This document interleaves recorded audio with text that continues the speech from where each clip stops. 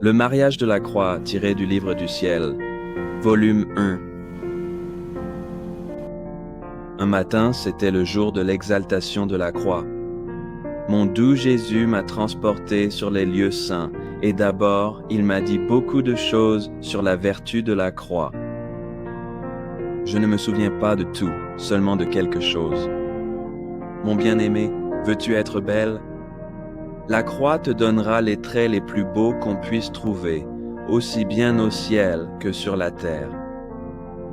À tel point, comme pour un dieu de Namur, qui renferme en lui toutes les beautés. Jésus continua, « Veux-tu être rempli d'immenses richesses, non pas pour un court instant, mais pour l'éternité entière? Eh bien alors, la croix t'administrera toutes sortes de richesses. Des plus petites pièces, qui sont les petites croix, jusqu'aux plus grandes sommes, qui sont les croix plus lourdes.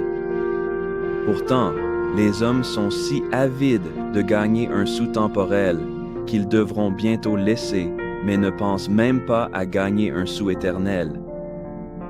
Et lorsque moi, ayant compassion d'eux, voyant leur négligence pour tout ce qui concerne l'éternité, je leur offre avec bonté l'occasion, au lieu de la chérir, ils se fâchent et m'offensent.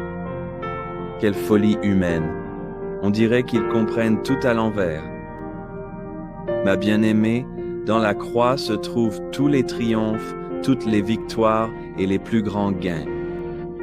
Quant à toi, tu ne dois avoir d'autre but que la croix, et cela te suffira pour tout. Aujourd'hui, je veux te rendre heureuse. Cette croix, qui jusqu'à présent n'a pas suffi à t'allonger et à te crucifier complètement, est la croix que tu as portée jusqu'à maintenant.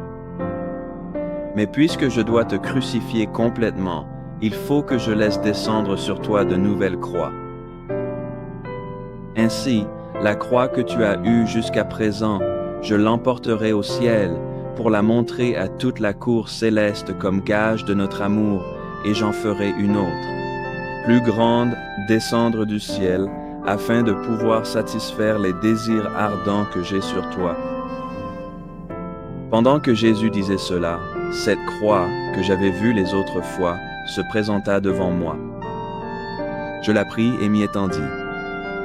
Alors que j'étais ainsi, les cieux s'ouvrirent, et Saint Jean, l'évangéliste, descendit, portant la croix que Jésus m'avait indiquée.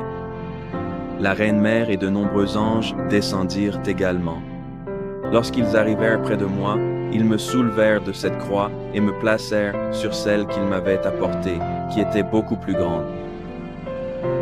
Puis un ange prit la croix que j'avais auparavant et l'emporta avec lui au ciel. Après cela, de sa propre main, Jésus commença à me clouer sur cette croix. La Reine Maman m'assistait. Pendant que les anges et saints j'entendais les clous, mon doux Jésus montra tant de satisfaction, une telle joie à me crucifier, que rien que pour pouvoir donner cette satisfaction à Jésus, j'aurais souffert non seulement la croix, mais encore plus de douleur. Ah, il me semblait que le ciel faisait de nouvelles fêtes pour moi en voyant la satisfaction de Jésus. Beaucoup d'âmes furent délivrées du purgatoire et prirent leur envol vers le ciel, et bon nombre de pécheurs se convertirent, car mon divin époux fit participer chacun au bien de mes souffrances. Qui pourrait alors décrire les douleurs intenses que j'ai ressenties en étant bien étendu sur la croix et mes mains et mes pieds transpercés par les clous? Mais surtout pour les pieds, l'atrocité des douleurs était telle qu'elle ne peut être décrite. Quand ils eurent fini de me crucifier et que je me sentais nager dans une mer de douleur et de souffrance, la Reine Maman dit à Jésus, « Mon fils, aujourd'hui est un jour de grâce. Je veux que tu la fasses participer à toutes tes douleurs. Il ne nous reste désormais plus qu'à lui transpercer le cœur avec la lance et à venir lui replacer une nouvelle fois la couronne d'épines sur son front. » Alors Jésus prit la lance et me transperça le cœur.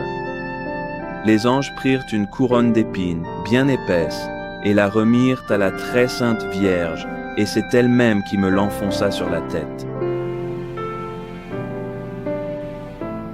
Quel jour mémorable ce fut pour moi, de souffrance, oui, mais aussi de consolation, de douleur indicible, mais également de joie.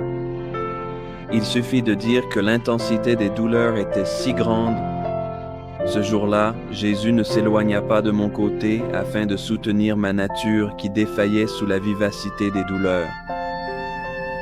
Ces âmes du purgatoire qui étaient montées au ciel pour l'envoyer ensemble avec les anges. Et elles entourèrent mon lit, me réconfortant par leurs cantiques et me remerciant affectueusement, car par mes souffrances, je les avais délivrées de ces peines. Il arriva alors qu'après 5 ou 6 jours de ces douleurs intenses, à ma grande déception, ces douleurs commencèrent à diminuer. Et ainsi, je sollicitais mon Jésus bien-aimé de renouveler pour moi la crucifixion, et lui, parfois rapidement, parfois avec quelque retard, daignait me transporter au lieu saint, et me faisait participer aux douleurs de sa douloureuse passion, tantôt la couronne d'épines, tantôt la flagellation. Tantôt le portement de la croix jusqu'au calvaire, tantôt la crucifixion, parfois un seul mystère douloureux par jour, et parfois tout en une seule journée, selon son bon plaisir. Et cela était pour mon âme une douleur extrême et un contentement suprême. Mais cela devenait très amer pour moi lorsque la scène changeait, et qu'au lieu d'être celle qui souffrait, je devenais la spectatrice. Regardant le très aimant Jésus souffrir les douleurs de sa douloureuse passion, ah, combien de fois, je me retrouvais au milieu des Juifs avec la reine maman, voyant mon Jésus bien-aimé souffrir. Ah oui, il est bien vrai qu'il est plus facile de souffrir soi-même que de voir souffrir l'être aimé. D'autres fois, je me souviens qu'en renouvelant ces crucifixions, mon doux Jésus me disait « Ma bien-aimée, la croix permet de distinguer les réprouvés des prédestinés. » De même qu'au jour du jugement, les bons se réjouiront en voyant la croix. Ainsi, même maintenant, on peut voir si l'on sera sauvé ou perdu. Si, au moment où la croix se présente à l'âme, elle l'accueille et l'embrasse, la porte avec résignation, avec patience, et qu'elle baise et remercie humblement cette main qui la lui envoie, c'est alors le signe certain qu'elle est sauvée. Si au contraire, lorsque la croix se présente à elle, elle s'irrite, la méprise, et va même jusqu'à m'offenser, on peut dire que c'est le signe que l'âme est en chemin vers l'enfer. C'est ainsi que feront les réprouvés au jour du jugement. En voyant la croix, ils s'attristeront et maudiront. La croix dit tout. La Sainte Croix est un livre qui, sans aucune tromperie et en notes claires, te dit et te permet de bien distinguer le saint du pécheur, le parfait de l'imparfait ainsi que le fervent du tiède. La croix communique une telle lumière à l'âme que, même dès maintenant, elle permet de distinguer non seulement le bien du mal, mais aussi ceux qui seront plus ou moins glorieux au ciel, ceux qui occuperont une place plus élevée ou plus basse. Toutes les autres vertus restent humbles et respectueuses devant la vertu de la croix, et en s'y greffant, elles reçoivent une plus grande gloire et splendeur. Qui pourrait dire quelle flamme de désirs ardents, cela, en parlant de Jésus, jetterait dans mon cœur. Je me sentais dévoré par la faim de souffrir, et pour satisfaire mes désirs, ou plutôt, pour mieux le dire, pour satisfaire ce qu'il avait lui-même infusé en moi, il renouvelait pour moi la crucifixion. Je me souviens que parfois, après avoir renouvelé ces crucifixions, il me disait « Bien-aimé de mon cœur, je souhaite du plus profond de mon être non seulement crucifier ton âme et communiquer à ton corps les douleurs de la croix, mais aussi marquer ton corps du sceau de mes plaies. Et je veux t'enseigner la prière pour obtenir cette grâce. » Voici la prière. Je me tiens humblement devant le trône suprême de Dieu, baigné dans le sang précieux de Jésus-Christ, en le suppliant ardemment par le mérite de ses plus lumineuses vertus et de sa divinité, de daigner m'accorder la grâce d'être crucifié. Cependant, J'ai toujours eu une aversion pour tout ce qui pourrait apparaître extérieurement, et c'est encore le cas aujourd'hui. Mais au moment même où Jésus disait cela, je ressentais en moi un tel désir ardent, infusé pour satisfaire le désir qu'il exprimait lui-même, que j'osais pourtant demander à Jésus de me crucifier dans l'âme et dans le corps. Et parfois je lui disais, Époux saint, je préférerais ne pas avoir de choses extérieures, et si parfois j'ose en demander, c'est parce que c'est toi-même qui me le dis, et aussi pour donner un signe au confesseur que c'est toi qui agis en moi. Mais pour le reste, je ne voudrais rien d'autre que ces douleurs que tu me fais endurer lorsque tu renouvelles la crucifixion soit permanente. Je préférerais ne pas avoir de diminution après quelque temps. Cela seul me suffit. Quant à l'apparence extérieure, plus tu peux me garder caché, plus tu me rends heureuse. Je me souviens confusément que, lorsque j'étais avec notre Seigneur, je demandais souvent le repentir de mes péchés et la grâce d'être pardonné de tout le mal que j'avais fait, et parfois, j'en arrivais à dire que je ne serais contente que lorsque je l'entendrais dire de sa propre bouche, « Je remets tous tes péchés ». Et notre Seigneur le bienheureux Jésus, qui ne peut rien nous refuser quand c'est pour notre bien, un matin s'est montré à moi et m'a dit, « Cette fois, c'est moi-même qui veux faire l'office de confesseur. Tu viendras me confesser tous tes péchés, et au moment même où tu le feras, je te donnerai alors de comprendre, un par un, les peines amères que tu as causées à mon cœur en m'offensant si gravement, afin qu'en comprenant vraiment ce qu'est le péché, autant qu'il est possible à une simple créature, tu sois fermement résolu à mourir plutôt que de m'offenser à nouveau. Toi, en attendant, entre dans ton néant et récite le Confiteor. En pénétrant en moi-même, je pouvais voir toute ma misère et mes méfaits, et je tremblais comme une feuille devant sa présence. Je n'avais pas la force de prononcer les paroles du Confiteor.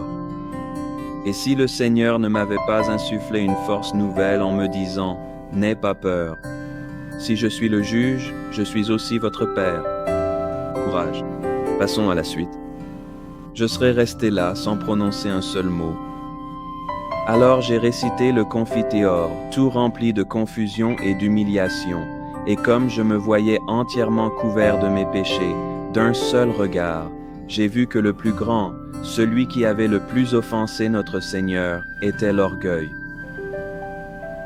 Alors j'ai dit, « Seigneur, en ta présence, je m'accuse du péché d'orgueil. » Et lui, « Approche-toi de mon cœur et pose ton oreille dessus. Tu entendras le cruel tourment que tu as causé à mon cœur avec ce péché. » Tout tremblant, je pose mon oreille sur son cœur adorable, mais qui pourrait dire ce que j'ai entendu et compris à cet instant, surtout maintenant, après tant de temps? Je ne dirai que quelque chose de confus. Je me souviens que son cœur battait si fort qu'il semblait que sa poitrine allait se fendre. Puis il m'a semblé qu'il était mis en lambeaux et presque détruit à cause de la douleur. Ah, si j'avais pu, j'en serais venu à détruire l'être divin par orgueil. Je vais te donner une comparaison pour me faire comprendre. Sinon, je n'ai pas de mots pour m'exprimer. Imagine un roi au pied de ce roi, un ver qui, se dressant et enflant, commence à croire qu'il est quelque chose et atteint une telle audace que, montant peu à peu, il arrive à la tête du roi et veut lui enlever la couronne pour la mettre sur sa propre tête. Ensuite, il le dépouille de ses vêtements royaux, puis il le jette de son trône, et enfin, il essaie de le tuer. Mais ce qu'il y a de plus à dire sur ce ver, c'est qu'il ne connaît même pas sa propre existence. Il se trompe tellement lui-même que, pour s'en débarrasser, il faudrait le roi. Il n'y aurait qu'à le mettre sous ses pieds et l'écraser, et ainsi mettre fin à ses jours. Cela porterait vraiment à l'indignation et à la pitié, tout autant qu'à tourner en ridicule l'orgueil de ce ver. Si une telle chose était possible, c'est ainsi que je me suis vu devant Dieu. Et cela me remplit d'une telle confusion et tristesse. que je sentis se renouveler dans mon cœur le tourment qu'a souffert le bienheureux Jésus. Après cela, il me quitta et je ressentis une telle douleur, comprenant à quel point ce péché d'orgueil est laid qu'il est impossible de le décrire. Après avoir longuement médité tout cela en moi-même, mon bon Jésus revint et me dit de continuer la confession de mes péchés. Et moi, toute tremblante, je continuais à faire l'accusation de mes pensées, paroles, œuvres, causes et omissions, et quand il voyait cela, je ne pouvais pas continuer la confession à cause de la douleur que je ressentais d'avoir tant offensé. En fait, j'avais une telle clarté vive en étant devant ce soleil divin, surtout, je pouvais voir ma petitesse, le néant de mon être, et j'étais stupéfaite de voir comment j'avais pu avoir tant d'audace. D'où avais-je tiré ce courage d'offenser un Dieu si bon, qui, au moment même où je l'offensais, m'assistait, me préservait, me nourrissait, et si jamais il avait du ressentiment envers moi, c'était à cause du péché que je commettais, qu'il détestait profondément, alors qu'il m'aimait immensément.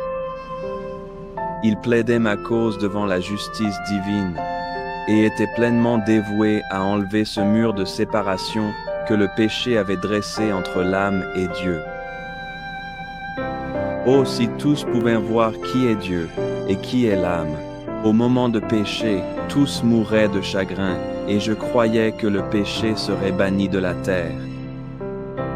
Ainsi, lorsque le bienheureux Jésus voyait que je ne pouvais plus supporter la douleur, il se retirait et me laissait, afin de me permettre de bien comprendre le mal que j'avais fait. Ensuite, après un moment, il revenait vers moi et je reprenais la confession détaillée de mes péchés. Mais qui peut tout dire? Ai-je compris et expliqué un à un les différents outrages et les peines particulières que j'avais causées à notre Seigneur par mes péchés? Je sens qu'il m'est presque impossible de m'expliquer, aussi parce que je ne m'en souviens pas très bien.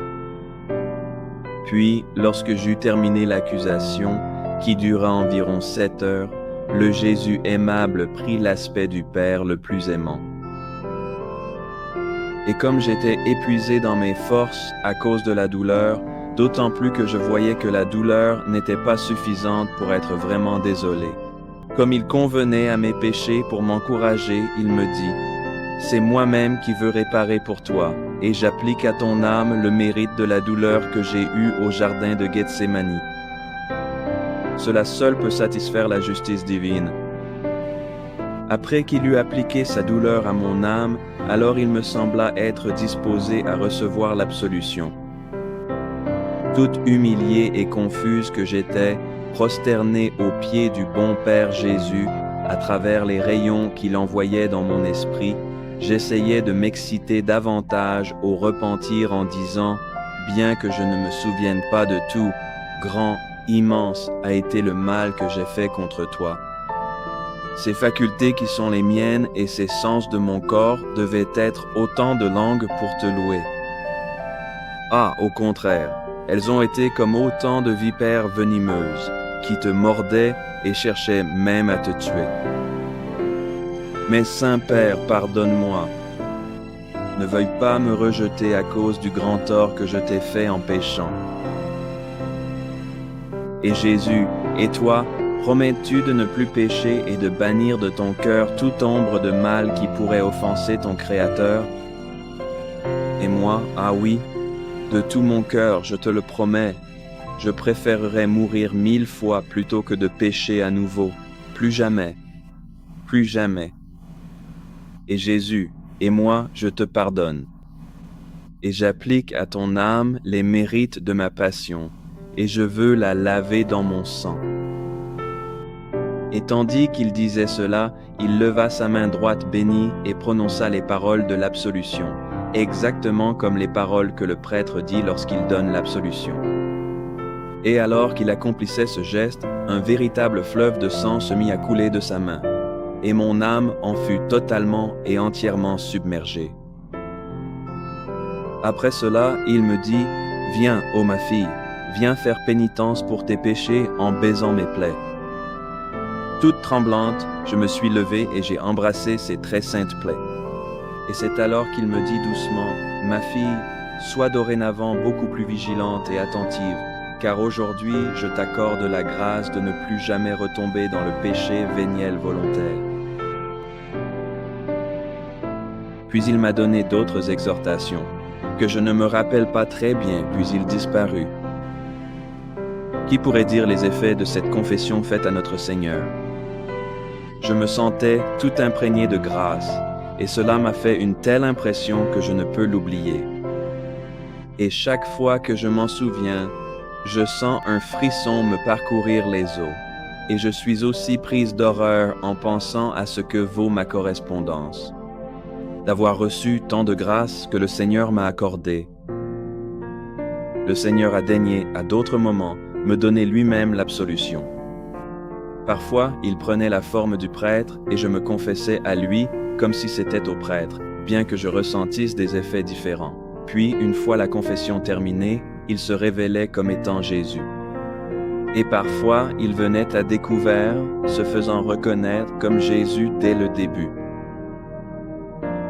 Il arrivait aussi qu'il prenne la forme du confesseur, à tel point que je croyais vraiment lui parler, lui confiant toutes mes peurs, mes doutes, mais à la façon toute particulière dont il me répondait, à la grande douceur de sa voix, alternant sans cesse entre celle du confesseur et celle de Jésus, à son trait si aimable et aux profonds effets intérieurs, je découvrais enfin que c'était bien lui. Ah, si je voulais tout dire à ce sujet, je serais bien trop longue. C'est pourquoi je termine et m'arrête ici.